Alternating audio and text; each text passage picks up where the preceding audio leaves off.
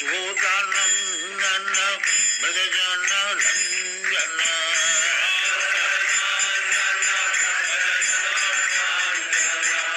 यशोदानंदन भजन रंजन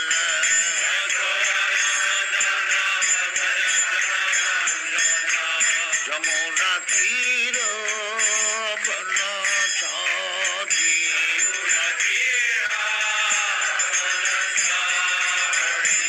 जमुना तीर बनसारी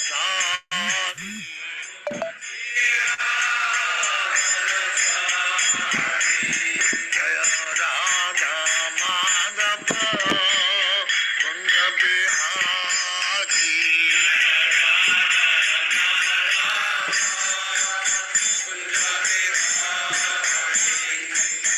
गोपी जन वल्लभ गिरिवरधारी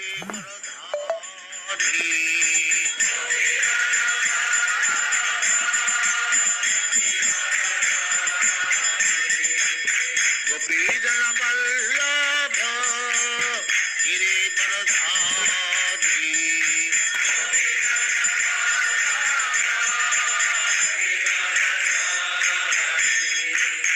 यशोदानंदन भजन रंजन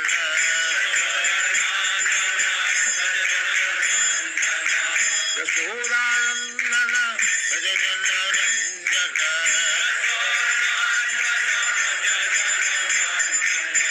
यमुना तीर बनसारी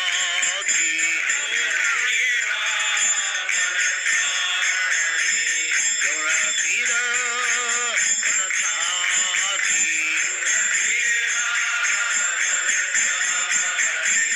जय राधा माधव कुंज बिहारी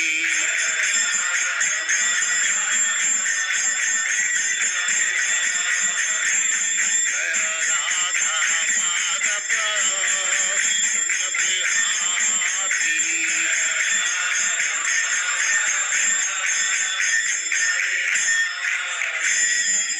जय स्वात्मंश परिव्राजराचार्य करे समावृतांत सरस्वती गोस्वामी भगवान की जय अनंत कोटि वैष्णव की जय नामाचार्य श्री हरिदास ठाकुर की जय प्रेम से कहो श्री कृष्ण चैतन्य प्रभु नित्यानंद श्री अद्वैत गदाधर शिवाचार्य गौर लक्ष्मी की जय श्री राधा कृष्ण गो गोपनाथ श्याम कुंड राधा कुंड गिरि गोवर्धन की जय वृंदावन धाम की जय।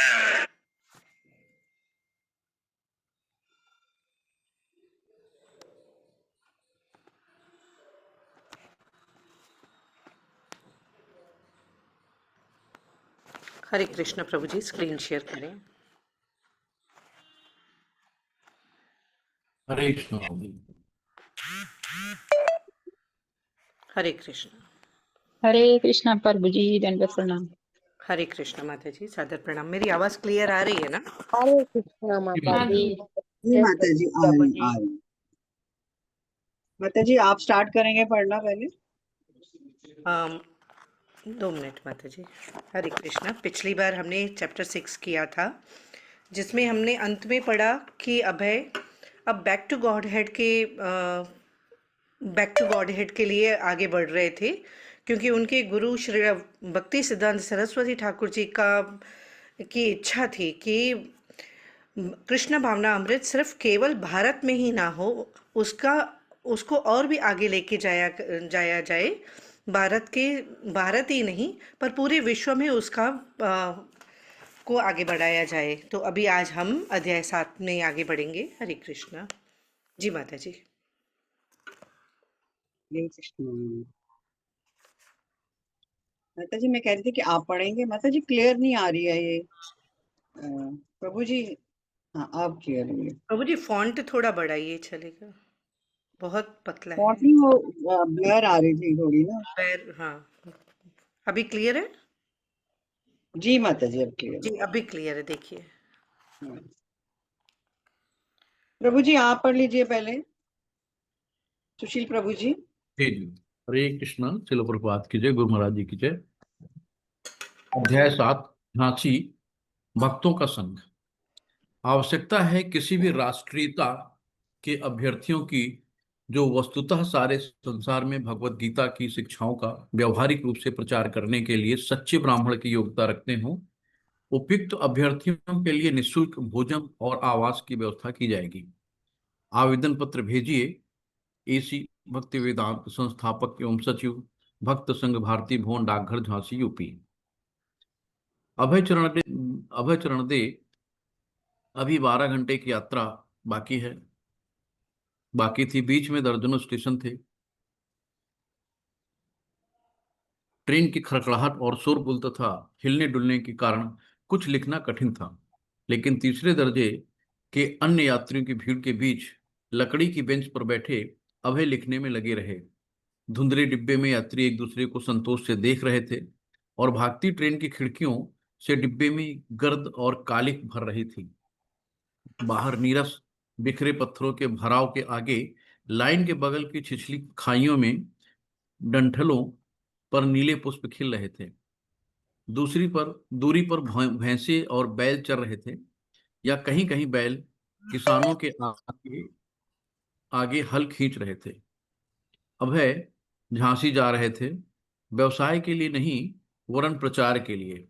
1 मास पहले अक्टूबर 1952 ईस्वी में जब अभय व्यवसाय के सिलसिले में झांसी गए थे, तो उनके ग्राहक मिस्टर दुबे ने, जो झांसी के एक अस्पताल के मालिक थे, उन्हें गीता मंदिर में भाषण के लिए आमंत्रित किया था। झांसी के बहुत से लोग धार्मिक और मानवतावादी चीजें पसंद करते थे, चाहे वो वैष्णव, थियोसोफिस्टों, मायावादियों, राजनीतिज्ञों या किसी भी से संबंधित हों। वे किसी भी मार्ग को धर्म मानते थे, जब तक कि उनमें कुछ शिक्षाप्रद पवित्रता हो या जन कल्याण की और उनके रुझान हो। मिस्टर दुबे ने बैक टू गॉडहेड के बहुत से अंक रुचि के साथ पढ़े थे और इसलिए उन्होंने अभय से भाषण के लिए प्रार्थना की थी। अभय बहुत उत्सुक थे। उन्हें शताधिक श्रोताओं में गहरी रुचि दिखाई दी थी। उनमें बहुत से स्थानीय आयुर्वेदिक कॉलेज के छात्र और स्नातक थे। अभय की अवस्था 56 वर्ष की थी और कृष्ण भावनामृत को उन्होंने जिस अधिकारपूर्ण ढंग से प्रस्तुत किया था, उससे झांसी के धार्मिक स्वभाव के युवक बहुत प्रभावित हुए थे। 25 वर्षीय प्रभाकर मिश्र, जो वेदांत संस्कृत कॉलेज के प्रधानाचार्य और झांसी आयुर्वेदिक विश्वविद्यालय के हेड मेडिकल ऑफिसर थे, लगा कि अभय में कृष्ण भावनामृत को प्रसारित करने की महान क्षमता है। डॉक्टर मिश्र ने उन्हें गुरु की तरह स्वीकार किया। यद्यपि श्वेत वस्त्र धारण किए हुए थे, उन्होंने सोचा ये एक विनयशील व्यक्ति है, सचमुच एक साधु। छोटे कद के स्थूल डॉक्टर शास्त्री, जो आयुर्वेदिक डॉक्टर के रूप में अभी कार्य आरंभ कर रहे थे, बड़े क्रियाशील नवयुवक थे। वे अभय की सुचिता और भारतीय संस्कृत के प्रचार हेतु एक विश्वव्यापी आंदोलन चलाने की उनकी कल्पना पर मुग्ध थे। अवस्था प्राप्त लोग भी, जैसे लंबे सौम्य रामचरण हरण मित्र, जो बर्तनों की दुकान चलाते थे, कविता लिखते थे और सफेद नेहरू टोपी पहनते थे, अभय से भगवान चैतन्य के बारे में और अधिक जानना चाहते थे। डॉक्टर मल्लिक, जो गीता मंदिर के हरे सचिव थे कृष्ण। और हरे कृष्ण। विश्वविद्यालय के डॉक्टर, जी माता जी, पैराग्राफ पूरा हो जाए। जी जी करिए। आगे पहले पूरा हो जाएगा। जी जी। गीता मंदिर के सचिव थे और विश्वविद्यालय के डॉक्टर सिद्ध और पत्नियों के साथ अभय के भाषण के बाद श्रद्धा पूर्वक उनसे मिले थे और उनसे झांसी पुनः आने की प्रार्थना की थी। हरे कृष्णा दंड प्रभु। हरे कृष्ण। हरे कृष्ण। अभी हम देखेंगे कि अब प्रभुपाद जी को आवश्यकता थी कि ऐसे भक्तों की जो एक सच्चे ब्राह्मण की योग्यता रखते हों और वे सारे संसार में भगवत गीता की शिक्षाओं का सही ढंग से प्रचार कर सके। अक्टूबर 1952 ईस्वी में एक बार अभय अपने बिजनेस के सिलसिले में झांसी गए थे, तो वहाँ पर उनकी मुलाकात एक कस्टमर के तौर पर मिस्टर दुबे से हुई थी, जो झांसी के एक हॉस्पिटल के मालिक थे। मिस्टर दुबे ने अभय को बैक टू गॉडहेड के कई एडिशन उन्होंने पहले से ही पढ़ के रखे हुए थे और पसंद भी किए थे। उन्होंने अभय को वहाँ के गीता मंदिर में भाषण देने के लिए आमंत्रित किया और यह देखकर कि झांसी के बहुत सारे लोग धार्मिक और मानवतावादी चीज़ों को पसंद कर रहे हैं, अभय की उत्सुकता बढ़ने लगी। अब वहाँ पे एक बड़ी संख्या में श्रोताओं के साथ-साथ वहाँ के आयुर्वेद कॉलेज के स्टूडेंट्स और ग्रेजुएट्स जो थे, उन छात्रों ने भी उनको सुनने में रुचि दिखाई थी। और वैसे भी हमें पता है कि अगर एक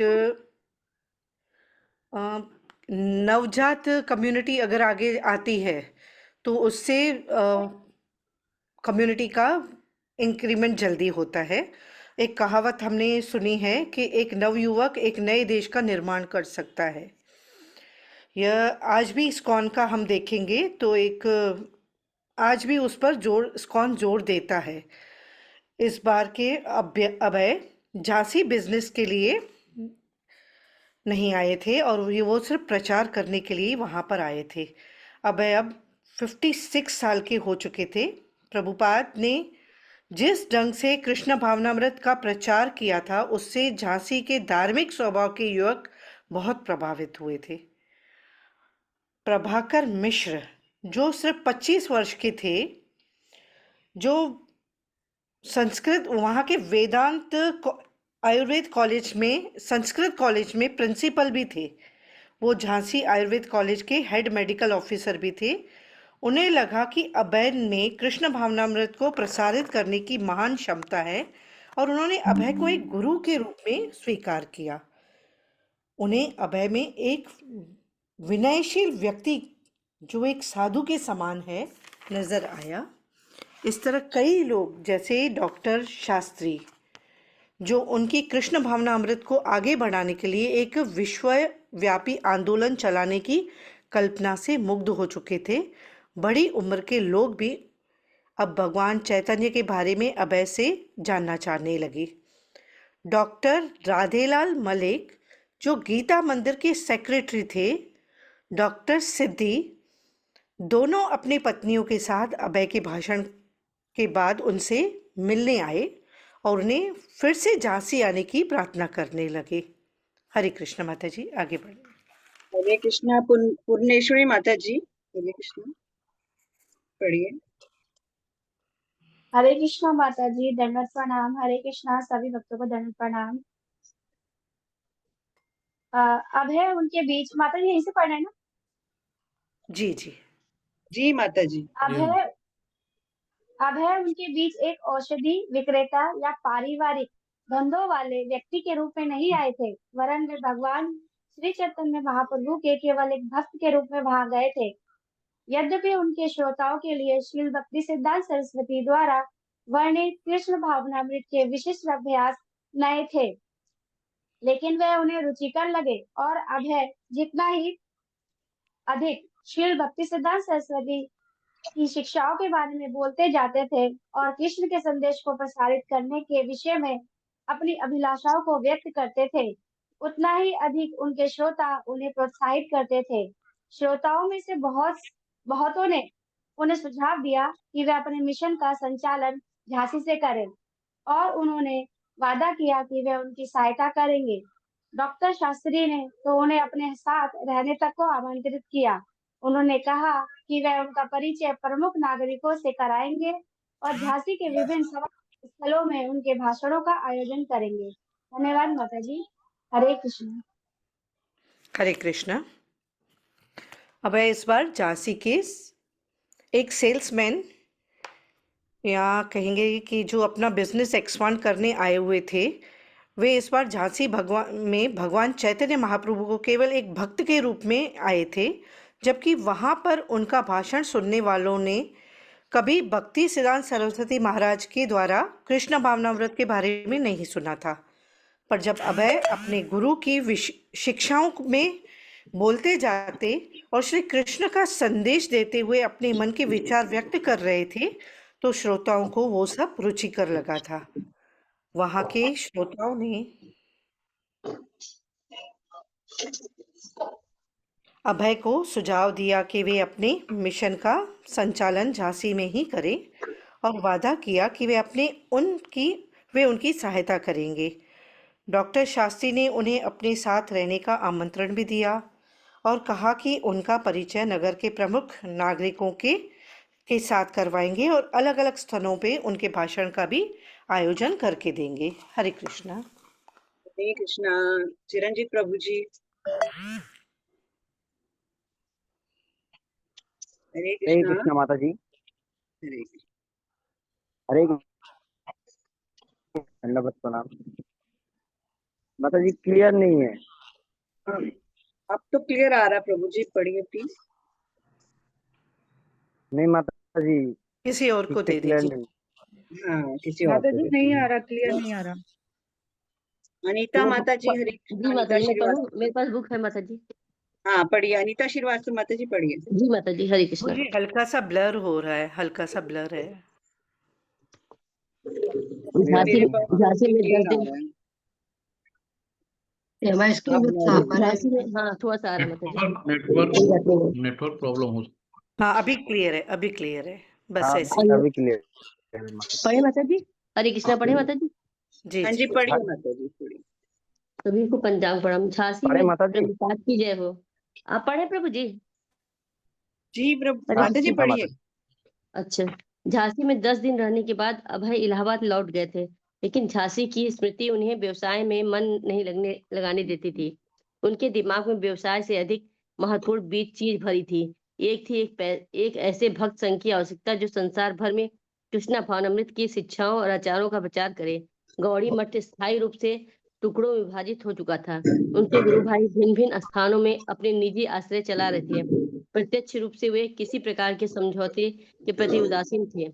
इसलिए यदि सर्वव्यापी नास्तिकता के वातावरण को शुद्ध बनाना था तो कुछ जरूरी करना था, जैसा कि श्रील भक्ति सिद्धांत सरस्वती ने कल्पना की थी। प्रचारकों के एक संघ का जन्म जरूरी था जो संसार भर में अपने कार्यकलाप फैलाए। संसार के राष्ट्रों ने लिंग ऑफ नेशंस के माध्यम से एकता स्थापित करनी चाहिए थी और हाल ही में यह कार्य यूनाइटेड नेशंस के माध्यम से कर रहे थे। लिंग ऑफ नेशंस असफल हो गई थी और यूनाइटेड नेशंस का भी वही हाल होगा यदि वह यह मानकर नहीं चलता, क्योंकि सभी जीवों को परम भगवान से घनिष्ठ संबंध है। इसलिए आपस में तथा सच्ची आध्यात्मिक एकता और समता के सूत्र में बंधे हैं। ऐसी संस्थाओं से अभय को किसी लाभ की आशा नहीं थी। यद्यपि वो शांति और एकता चाहती थी, लेकिन उनकी प्रयत्न केवल नास्तिकता के एक प्रतिरूप थे। शांति और एकता का सृजन तो केवल वैष्णव का कर्तव्य था। इसलिए अभय सोचा करते थे कि भक्तों को एक संघ की स्थापना के लिए सभव्य स्थान कदाचित झांसी था। यह कोई बड़ा नगर नहीं था, लेकिन वहां के लोगों में कम से कम उनके प्रति रुचि थी। विद्यार्थियों ने उनकी बातें सुनी थी और स्वीकार की थी और सहायता का वचन दिया था। अभय को लगा कि उनकी सराहना में सच्चाई और गहराई है का कुछ अभाव था, उसमें भावुकता अधिक थी। इसलिए उनकी निष्ठा में उन्हें असंदेह था, लेकिन यदि उन्हें कुछ या केवल एक भी निष्ठावान व्यक्ति मिल गया तो वे कार्य आरंभ कर सकते थे। वे प्रचार करना चाहते थे, उनका वही ध्येय था। इसके अतिरिक्त अब वे वृद्ध हो रहे थे, यदि कुछ आरंभ होना था तो उसका वही समय था। इसलिए वे झांसी पुनः जाएंगे और वहां अनिश्चित काल तक रुकेंगे। इलाहाबाद के मामलों की अधिक चिंता किए बिना ही उन्होंने दवाइयों का व्यवसाय इतने लड़के और भतीजों को सौंप दिया। इस सूचना के साथ उन्हें झांसी जाना है। जब गाड़ी स्टेशन पर पहुंची तो अभय ने डॉक्टर शास्त्री को उत्साहपूर्वक हाथ हिलाते हुए देखा। वे दोनों टांगा से डॉक्टर शास्त्री के दवाखाने को चले और बातूनी अमित भाषी डॉक्टर ने अभय को प्रवचन और साक्षात्कार के बहुत से अवसर देने के लिए वादे किए। डॉक्टर शास्त्री ने झांसी के संबंध में जनश्रुति बताई कि वर्तमान झांसी उस स्थान पर स्थित है जो एक जंगल का भाग था, जहाँ आज से कई हजार वर्ष पहले भगवान रामचंद्र ने तपस्या की थी। वनवास काल में पांडव यहाँ रह रहे थे और तभी से बहुत से महान वैदिक ऋषियों ने इस क्षेत्र में अपने आश्रय बनाए थे। झांसी एक भारतीय वीरांगना लक्ष्मीबाई का भी घर रहा था, जिन्होंने अपनी 19वीं सदी के मध्य में अंग्रेज शासन के विरुद्ध भारतीय स्वतंत्रता संग्राम का आंदोलन आरंभ करने में भाग लिया था। घोड़े पर सवार ऊपर उठे हाथ में तलवार लिए हुए लक्ष्मीबाई के चित्रों और मूर्तियों का प्रदर्शन पूरे नगर में दिखाई देता था। लेकिन 1952 में का झांसी भीड़ पूरी दरिद्र नगर लगता था, जिसकी सड़कें गंदगी से भरी थी और जो न्यूनतम प्रौद्योगिक सुविधाओं से रहित था। डॉक्टर शास्त्री। हरे कृष्ण माता जी। हरे हरे कृष्ण। कृष्ण माता जी। हरी बोल माता जी, थैंक यू। हरे कृष्णा और ये हर्षा माता जी। हरे कृष्णा हर्षा माता जी। हरे कृष्ण माता जी, हरे कृष्ण, हरे कृष्ण। अभय अब झांसी में 10 दिनों तक रहने के बाद अभय इलाहाबाद लौट आए थे। अब उनके दिमाग में धंधा बढ़ाने की बात नहीं थी, पर उनको भक्त जो अपना संग था उसे उसको बढ़ाने की वो सोच उनके दिमाग में चल रही थी, जो पूरे संसार में कृष्ण भावनामृत की शिक्षाओं और प्रिंसिपल्स का प्रचार करे। गौड़ी मठ अब टुकड़ों में बट चुका था। उनके सारे गुरु भाई अपने अपने निजी आश्रम चला रहे थे, तो अब उन्हें अपने गुरु के विचारों को सच में बदलने के लिए प्रचारकों का एक संघ जिसको उन्होंने नाम दिया था लीग ऑफ डिवोटीज बनाना था, जो पूरे संसार में कृष्ण भावनामृत फैलाने में उनकी सहायता करे।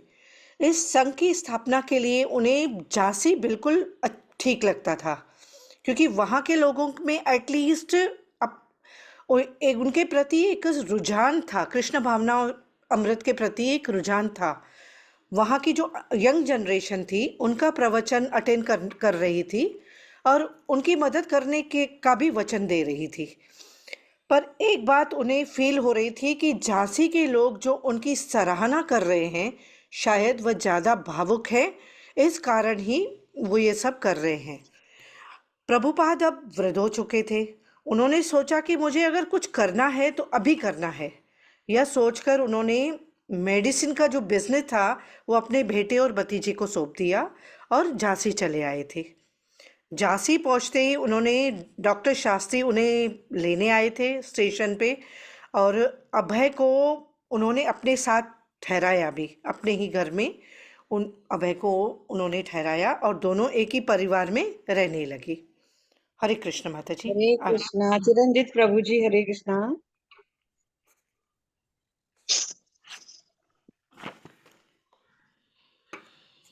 हरे कृष्णा चिरंजीत प्रभु जी। हरे कृष्ण माता जी, दंडवत प्रणाम। पढ़िए प्रभु जी। अभय और डॉक्टर शास्त्री परिवार के सदस्यों की तरह एक साथ भोजन बनाते और एक साथ नहीं खाते थे। प्रभु जी, ऊपर से पढ़ना अभय है, ने ऊपर से। ऊपर से यहाँ से ब्लू लाइन दिख डॉक्टर रही है ना। शास्त्री झांसी के हाँ माता जी, डॉक्टर शास्त्री झांसी के सिपरी बाजार में किराए 1-2 मंजिल मकान में अकेले रहते थे। पहली मंजिल पर उनका दवाखाना था और ऊपर के एक कमरे में उनका आवास था, जिसमें अभय को उन्होंने अपने साथ रहने के लिए कहा। युवा किंतु प्रभावशाली डॉक्टर शास्त्री झांसी के गुण ग्राहक नागरिकों से अभय का परिचय कराने के लिए एक उपयुक्त व्यक्ति थे और वे इस कार्य के लिए उत्सुक भी थे।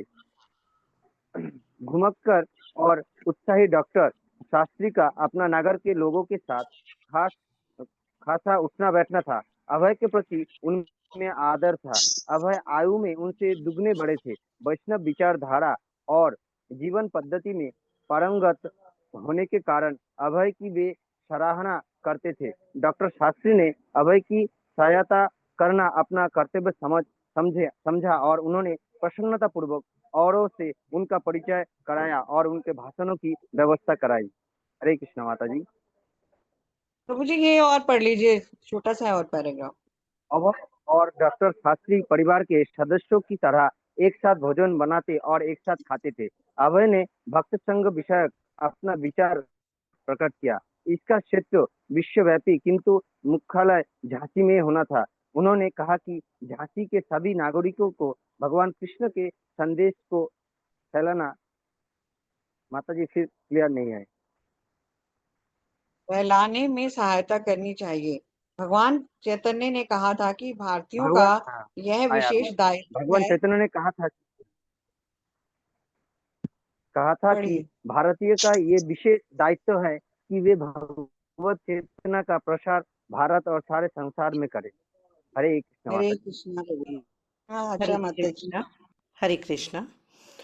डॉक्टर शास्त्री के दिल में बार बार विचार आता कि एक वृद्ध व्यक्ति जो उनकी दुगनी उम्र का है सारा दिन घूम घूम कर भगवान चैतन्य का और अपने गुरु के संदेश का प्रचार कर रहे हैं। हरेर नाम हरेर नाम केवलम कलो नास्ति एव नास्ति एव गतिर अन्यथा। हरे कृष्ण नाम के अतिरिक्त कोई अन्य उपाय नहीं है। इस तरह दिन रात प्रचार करके उनके संकल्प को और मजबूत बनाते रहते और उनके वचन अब अलग अलग जगहों पर होने लगे। उनके प्रवचन जो थे अब अलग अलग जगहों पर होने लगे थे, कभी साधना मंदिर, कभी गीता मंदिर, तो कभी अन्य स्थल। हरे कृष्ण माता जी, आगे बढ़े। हरे कृष्णा। जगदीश प्रभु जी हरे कृष्णा पढ़िए। हरे कृष्णा माता जी, हरे कृष्णा प्रभु जी, सभी को दंडवत प्रणाम। शीला प्रभुपाद जी की जय। शीला प्रभुपाद के शिष्यों द्वारा डॉक्टर शास्त्री, उनका हृदय बराबर इस विचार से दग्ध होता रहा कि संपूर्ण संसार भौतिकता में लिप्त है, हर एक खाने पीने और मस्ती में व्यस्त है। इसलिए वे सारे दिन घूमते रहते और भगवान चैतन्य और उनके गुरु महाराज के संदेश का प्रचार करते रहे। अपने देह के संबंध में वे लोहे के समान दृढ़ निश्चय और आत्मविश्वासी थे। उनके मन में तनिक भी संदेह नहीं था। वे दृढ़ व्रत थे। सचमुच वे सदैव प्रचार में लगे रहते।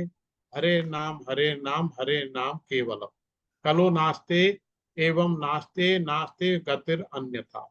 हरे कृष्ण नाम के अतिरिक्त कोई भी अन्य उपाय नहीं है। अस्तु में हमेशा चर्चा करते, कभी कभी रात भर मुझसे चर्चा करते। कभी कभी मैं ऊब जाता, मैं प्रार्थना करता कृपया तंग न करें, कृपया मुझे सोने दें। और वृद्ध मिशनरी कार्यकर्ता एक युवा पुरुष की तरह थे। मैं युवा लड़का था और वे ठीक मेरे मित्र जैसे थे, मैं अंग्रेज जैसे। वे मेरे मार्गदर्शक और शिक्षक जैसे थे, क्योंकि प्रचार मित्र दार्शनिक और मार्गदर्शक तीनों होता है। वे सदैव श्रीमद् भागवत और भगवत गीता के माध्यम से अच्छे वातावरण की सृष्टि करने में लगे रहते। संपूर्ण भगवत गीता उनके जीवन में चतार थी। उनका मिशन केवल प्रचार करने का नहीं था, वरन व्यवहार में उसे चतार्थ करना था। वे अपने मिशन के लिए मुझे पकड़ने की हरदम कोशिश में थे और हरदम भाग निकलने की कोशिश में था। मैं नहीं सोच पाता था कि संसार में आध्यात्मिक क्रांति के लिए कोई आश्चर्यजनक बात कर सके, यद्यपि वे इसी बात पर हमेशा जोर देते। स्क्रॉल करिए। हरे कृष्णा।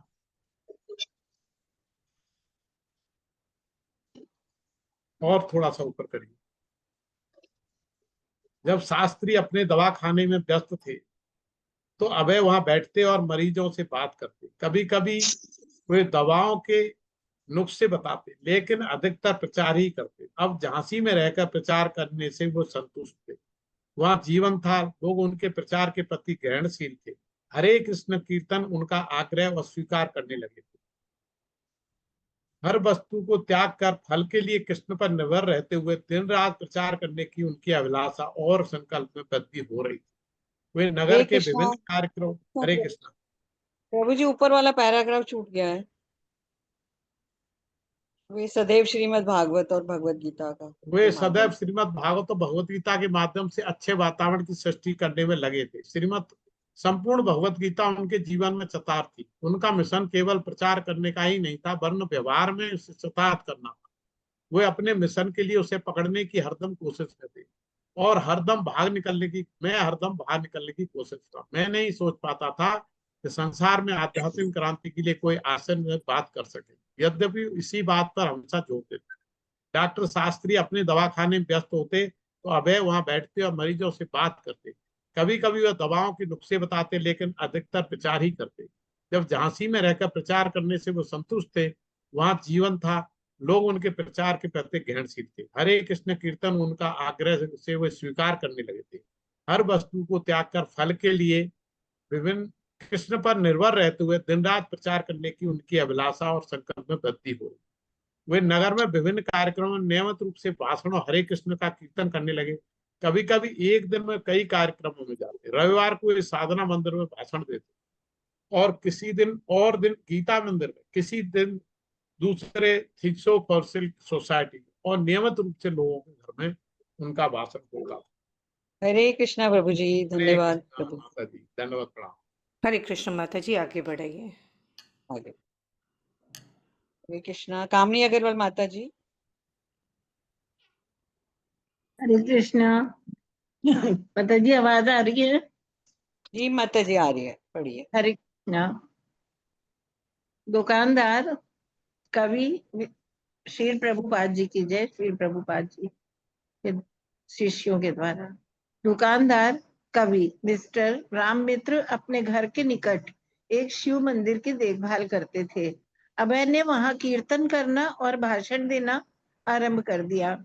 कभी कभी मिस्टर मित्र साधना मंदिर में भगवत गीता पर हिंदी में भाषण करते थे और अभय वहां उपस्थित होते थे। कभी कभी अभय मिस्टर मित्र के बर्तनों की दुकान पर चले जाते थे। दुकान झांसी के एक भीड़ भाड़ वाले बाजार में थी और जन संकुल सड़क में खुलती थी। अभय एक सामान्य ग्राहक की तरह स्टेनलेस स्टील की बाल्टियों, प्लेटों, कटोरों और लोटों के अंबारों के बीच में बैठ जाते और मिस्टर मित्र और दोस्तों से श्री चैतन्य चरितामृत के संबंध में बातें करते, या कभी कभी वे मिस्टर मित्र से उनके प्रकाशित कविता संग्रह और साहित्यिक ख्याति के विषय में सुनते। मिस्टर मित्र ने देखा कि अभय की इच्छा पूरे झांसी नगर को कृष्ण भावनामृत से जीवंत बना देने की है। अभय ने श्री चैतन्य चरितामृत से उदाहरण दिया, जो बड़े सौभाग्य से भारतवर्ष में उत्पन्न हुआ है। उसे अपना जीवन पूर्ण बनाना चाहिए और तब कृष्ण भावनामृत का प्रसार करके दूसरों को लाभ पहुंचाना चाहिए। अभय आगे कहते, मिस्टर मित्र, सारा संसार हमारे आध्यात्मिक आंदोलन की प्रतीक्षा कर रहा है। मिस्टर मित्र सिर हिला देते और उनके नेहरू के समान चेहरे पर मुस्कान छा जाती। लेकिन मिस्टर मित्र ने देखा कि अभय चाहते थे कि लोग केवल उन्हें सुने ही नहीं, उससे कुछ अधिक करें। वे चाहते थे कि लोग कुछ करें। एक बार मिस्टर मित्र ने अपनी पुस्तक की एक प्रति अभय को भेंट दी। उन्होंने एक विख्यात व्यक्ति द्वारा लिखी प्रस्तावना दिखाते हुए बार बार कहा कि महान साधु विनोबा भावे ने कविताओं को बहुत पसंद किया है। और जब मिस्टर मित्र को ज्ञात हुआ कि अभय नियमित रूप से दूध पीने वाले हैं, तो उन्होंने नित्य अपनी गाय का ताजा दूध उन्हें देना आरंभ किया। उनकी गाय श्यामा थी और मिस्टर मित्र ने कहा कि श्यामा गाय का दूध विशेष रूप से अच्छा होता है। अभय ने मिस्टर मित्र को आसपास के गांवों में प्रचार करने के लिए एक कीर्तन दल के साथ पैदल जाने के लिए निमंत्रित किया, लेकिन मिस्टर मित्र ने इनकार कर दिया। वे अपनी दुकान देखने के लिए किसी को ढूंढ पाने में असमर्थ रहे। डॉक्टर सिद्धि एक दूसरे युवा आयुर्वेदिक डॉक्टर हरे कृष्णा, हरे थे कृष्णा। जिन्होंने माता जी, ये एक लाइन है बस। आयुर्वेदिक डॉक्टर थे जिन्होंने तुरंत कृष्ण भावनामृत के प्रसार के लिए अभय की योजनाओं में रुचि दिखाई। हरे कृष्ण माता जी, धन्यवाद। हरे कृष्ण। धन्यवाद माता जी। अब हमने देखा कि उनके प्रवचन अब अलग अलग जगहों पर होने लगे थे। तो कभी साधना मंदिर में, कभी गीता मंदिर में, तो कभी किसी अन्य स्थल पे उनके प्रवचन शुरू हो गए थे। यहाँ पर एक दुकानदार थे मिस्टर मित्र, जो बर्तनों की दुकान चलाते थे और साथ में शिव मंदिर की भी देखभाल करते थे। प्रभुपाद कभी वहाँ शिव मंदिर में भगवत गीता का प्रचार देते, तो कभी बर्तनों के दुकान में बैठ जाते और आने वाले ग्राहकों को पकड़ पकड़ के दोस्तों अथवा मिस्टर राम मित्र को ही कभी कभार, कि अगर कोई नहीं है तो वो उस राम मित्र को ही पकड़ के चैतन्य चरितामृत की कुछ बातें उनको सुनाते रहे। हरे कृष्णा, आगे बढ़िए। हरे कृष्णा, हरे कृष्णा। संध्या देसाई माता जी। हरे कृष्णा प्रभु जी, हरे कृष्णा माता जी, सादर प्रणाम सभी भक्तों को। शील प्रभुपाद की जय। तात्पर्य शील प्रभुपाद के विनीत सेवकों द्वारा। डॉक्टर सिद्धि ने मेरे स्थान पर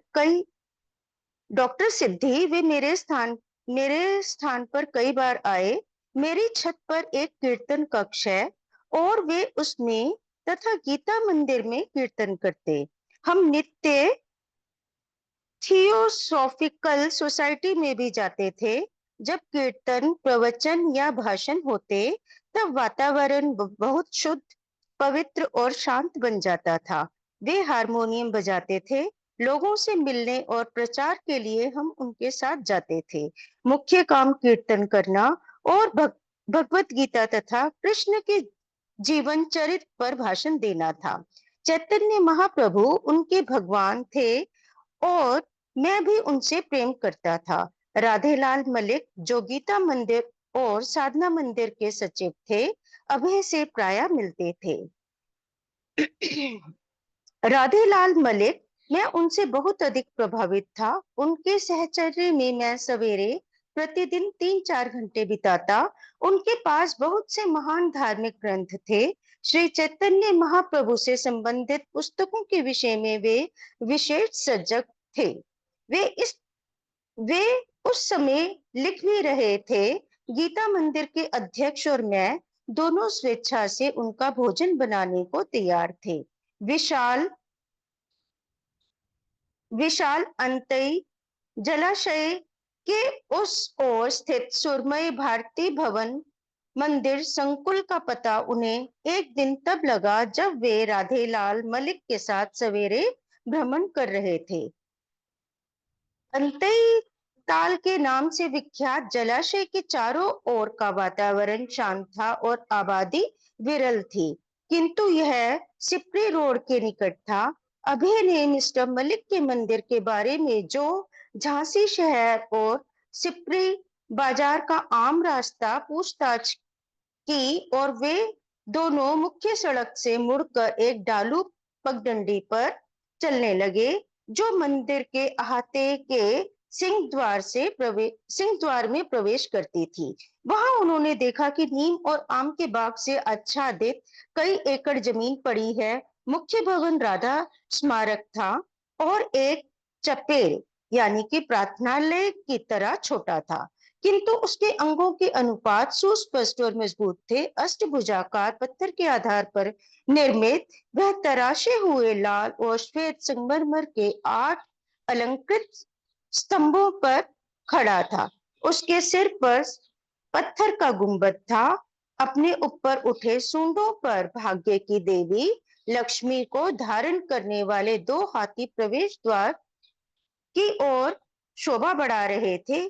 पत्थर में बने ध्वज पट और लाल, हरी और नीली धारियों वाले आकृतियों के स्मारक के अलंकरण युक्त किंतु भारीपन के प्रभाव में वृद्धि हो रही थी। प्रवेश द्वार पर नागरी लिपि में राधा स्मारक शब्द अंकित थे और ऊपर अंग्रेजी में लिखा था राधा मेमोरियल। जब अभय ने पत्थर के मंदिर के एक और संस्कृत में अंकित हरे राम राम राम हरे हरे देखा, तब वे राधालाल मलिक की ओर मुड़े और दृढ़ शब्दों में बोले, भगवान ने यह भवन मेरे प्रयोग के लिए बनाया है। उस क्षण में अभय उस भवन को प्राप्त करने के लिए कृत संकल्प हो गए। मिस्टर मलिक ने बताया कि वह मंदिर सन 1939 ईस्वी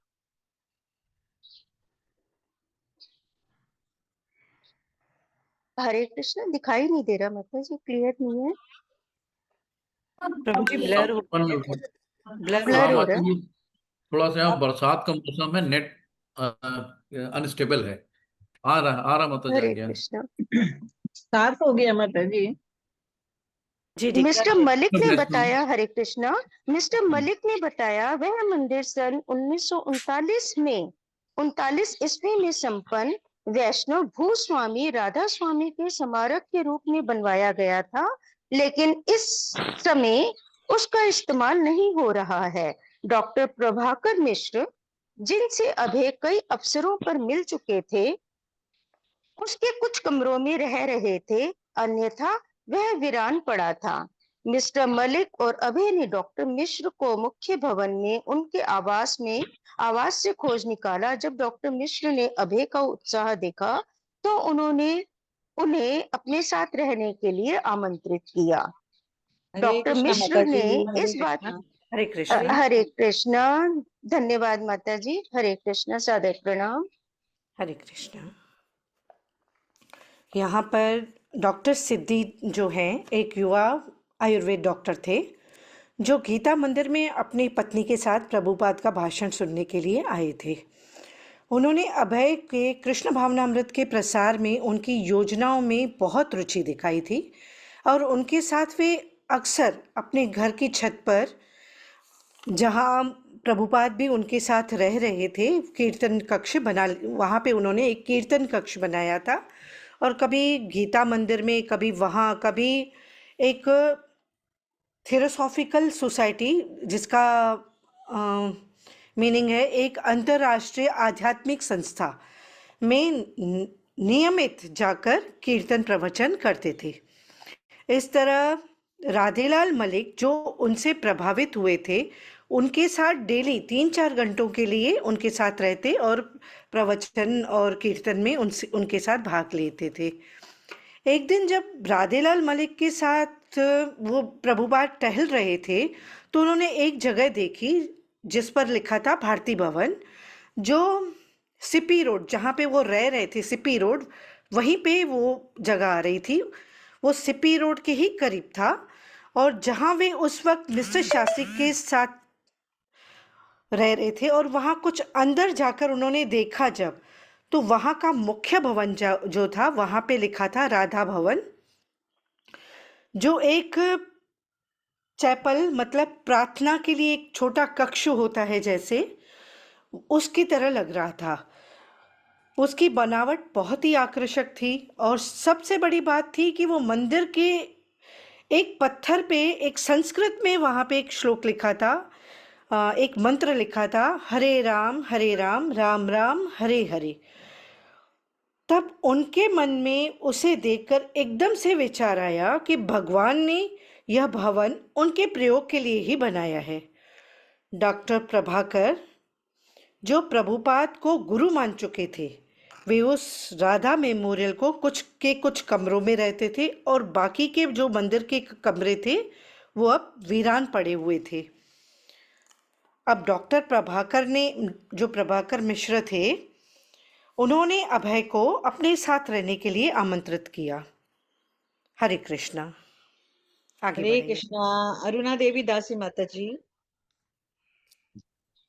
हरे कृष्णा माता जी। हरे इस हाँ जस्ट हरे कृष्णा। श्रीला प्रभुपाद की जय। तात्पर्य कमेंट्री बाय विनीत सेवकों द्वारा। डॉक्टर मिश्र ने इस बात की पुष्टि की कि रविवार को सवेरे गीता अध्ययन के अतिरिक्त मंदिर में उपलब्ध सुविधाओं का उपयोग नहीं हो रहा था। उन्होंने अभय का स्वागत किया कि वे वहां अपने लिखने और प्रचार का कार्य करें। अभय को विचार पसंद आया।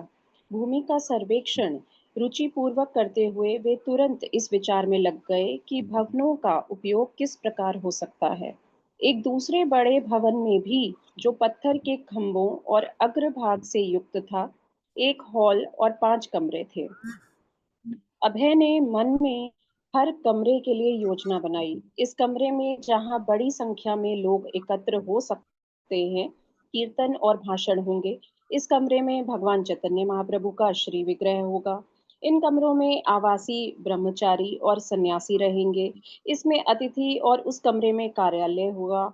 इस कमरे में छपाई की मशीन रहेगी। एक गाय के चरने के लिए वहां चरागाह भी था।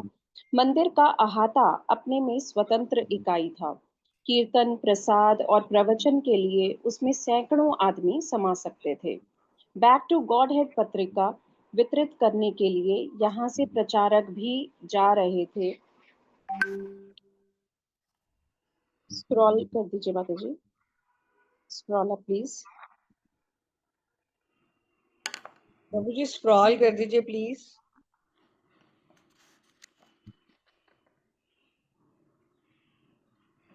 कीर्तन, प्रसाद और प्रवचन के लिए उसमें सैकड़ों आदमी समा सकते थे। बैक टू गॉड हेड पत्रिका वितरित करने के लिए यहाँ से प्रचारक भी जा सकते थे। भगवान चैतन्य की कृपा से कुछ को बाहर भी भेजा जा सकता था।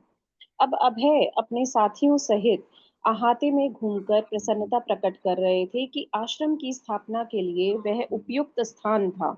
उनके साथियों ने यह कहकर उनका उत्साहवर्धन किया कि मिस्टर रेवा शंकर भयल को जो राधा भाई के वंशजों की सभी संपत्तियों की व्यवस्था कर्ता के रूप में करते थे, अभय के वहां रहने में कोई आपत्ति ना होगी। अभय ने पूछा कि मकान मालिक उन्हें सभी मकान क्यों नहीं दे सकते थे? वे बर्बाद हो रहे थे।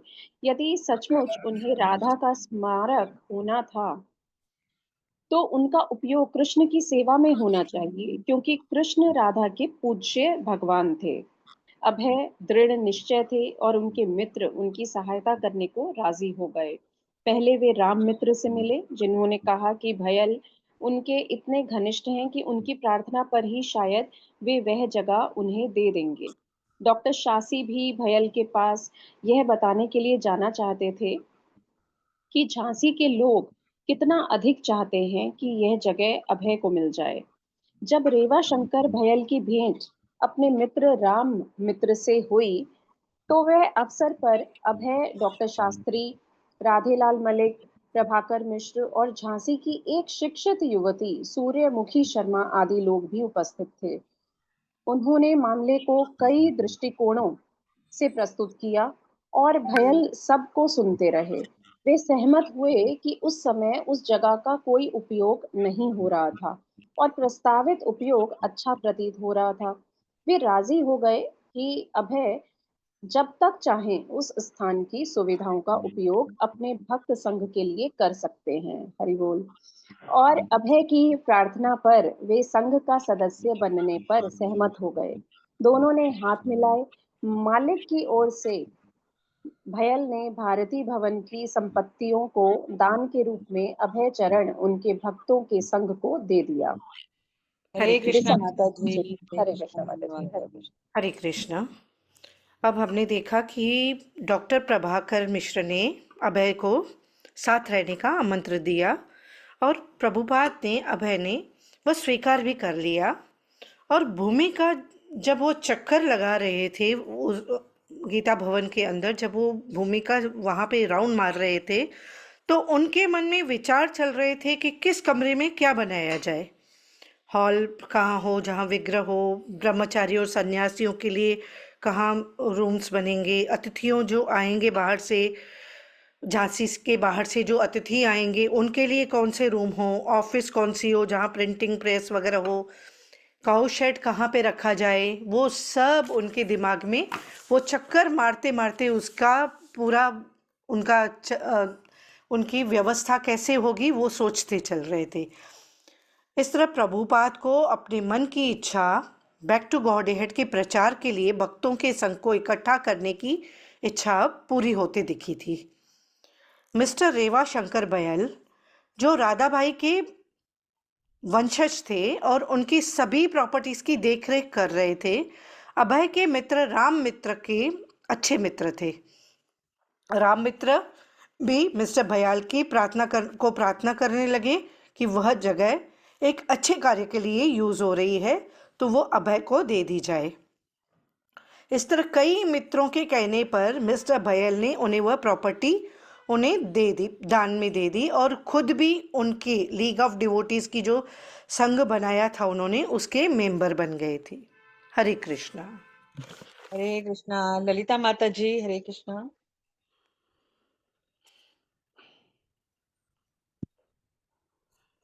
हरे कृष्णा ललिता माता जी।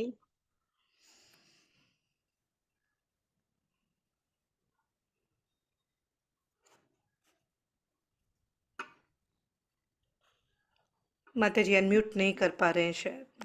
हाँ, हरे कृष्णा ललिता माता जी अनम्यूट करें जी। पढ़िए माता जी। माता जी किसी और को दे दीजिए, कुछ प्रॉब्लम होगा। माता जी मैं ही पढ़ती हूँ क्योंकि और कोई हाँ, हाँ आशा माता जी, आशा माता जी आप पढ़िए।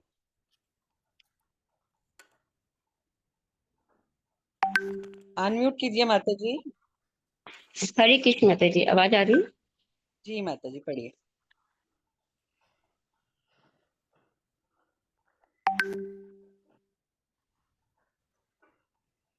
पढ़िए माता जी। हरे कृष्ण। प्रभु जी थोड़ा स्क्रॉल करके ऊपर कर दीजिए। शेयर कर दीजिए के द्वारा शेयर कर दीजिए। हाँ माता जी पर जब रीवा नहीं माता जी दिसंबर हरे और कृष्ण जनवरी यहाँ से जब पढ़ना है। रीवा शंकर माता माता जी यहाँ से, माता जी हरे कृष्णा, मित्र दिसंबर और जनवरी से पढ़ना है। माता जी उनका नेटवर्क में ओके इशू है, बराबर नहीं आ रहा। हरे कृष्ण माता ओके हरे ठीक है माता जी। दिसंबर और जनवरी में अभी ने भक्तों के संग लीग ऑफ डिवोटीज का चार्टर तैयार किया। अपने आध्यात्मिक गुरु के उदाहरण का अनुसरण करते हुए भी जोरदार प्रचार आरंभ करना चाहते थे। अपने लक्ष्य को उन्होंने लिखित रूप से देना आरंभ ही किया था कि योजना का रूप तुरंत फैलने लगा। झांसी के बाहर, भारत के बाहर निसंदेह भक्त संघ झांसी के नवयुवकों के लिए ये जश्न आवाज आ रही है माता जी? आ रही है हाँ अब माता जी, ठीक आ है रही है। माता जी। झांसी के नवयुवकों के लिए था। वे उसमें बड़ी रुचि प्रदर्शित कर रहे थे। लिंधिया की कक्षाओं और कीर्तन से अधिक का विधान था। ये एक विस्तृत योजना थी जिसमें समाज के चारों वर्णों ब्राह्मण, क्षत्रिय, वैश्य और शूद्र का समावेश था, जो अपने में एक विश्वव्यापी धार्मिक आंदोलन की योजनाओं के लिए हुई थी। चार्टर में भावी सदस्य के लिए एक परीक्षण काल था। उसमें आध्यात्मिक दीक्षा का विधान था। उसमें संघ और सदस्यों के बीच आर्थिक आदान प्रदान की व्यवस्था थी। उसमें प्रचार के लिए आवास का प्रबंध भी था और निषिद्ध कार्यकलापों का वर्णन था, जैसे स्त्रियों के साथ अवैध संबंध, मद्य सेवन, विशुद्ध शाकाहारी जन के अतिरिक्त अन्य खाद्य पदार्थों का ग्रहण, जुआ खेलना और अनावश्यक मनोरंजन या क्रियारति आदि का यहाँ पे क्या निषेध था। लखनऊ में भक्त संघ की रजिस्ट्री यानी पंजीकरण के लिए संघ के सदस्यों द्वारा हस्ताक्षरित मेमोरेंडम ऑफ एसोसिएशन की जरूरत थी। इस मसौदे में, जिसमें सोसाइटी के उद्देश्य का उल्लेख होना था, अभी जी ने अपने आध्यात्मिक के मिशन को जारी रखने का अपना मंतव्य प्रकट किया।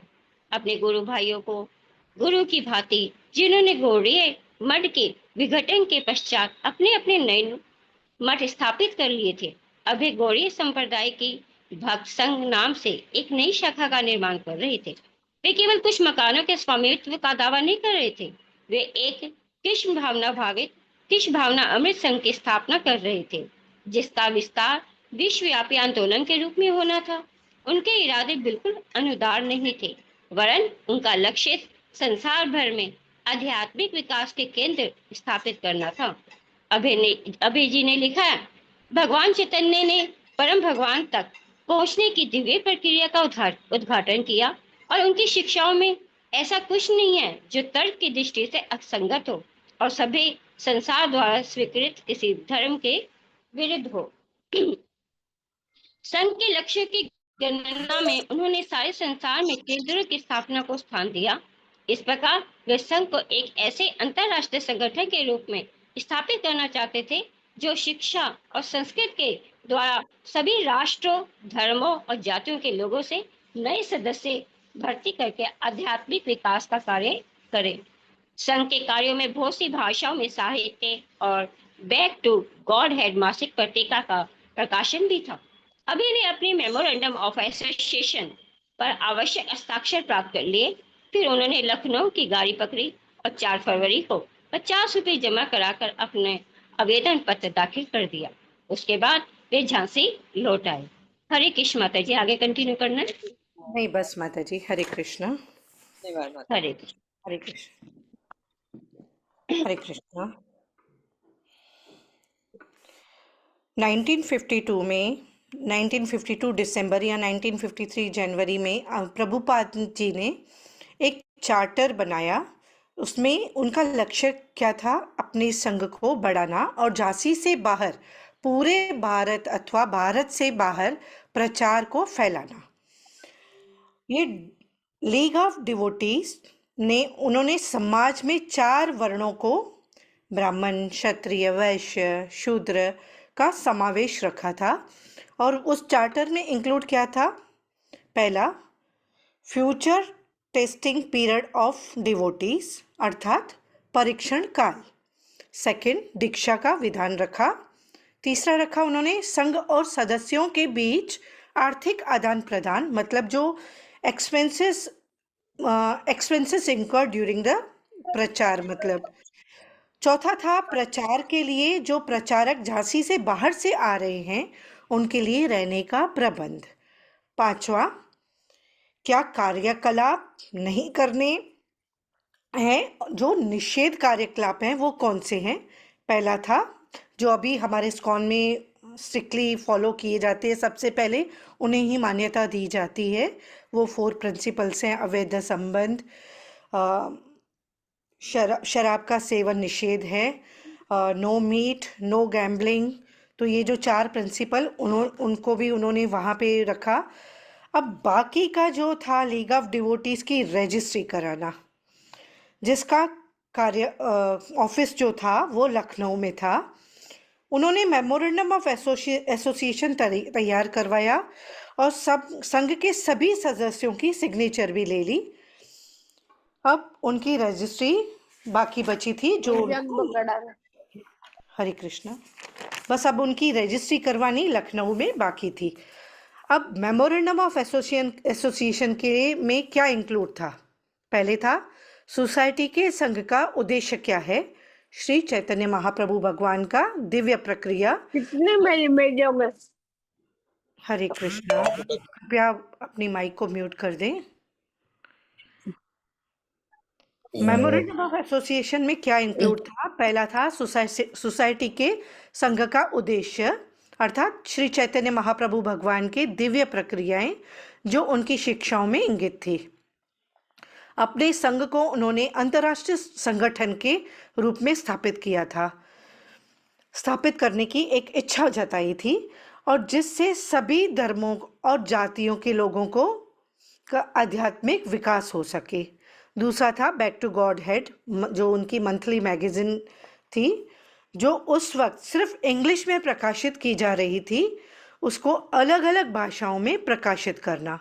इस तरह संघ के सदस्यों को का सिग्नेचर लेकर उन्होंने उसकी रजिस्ट्री करवा दी। हरे कृष्णा। आज का श्री प्रभुपाद लीलामृत यहाँ पर ही रखते हैं। पेज नंबर 95 हमने कंप्लीट किया।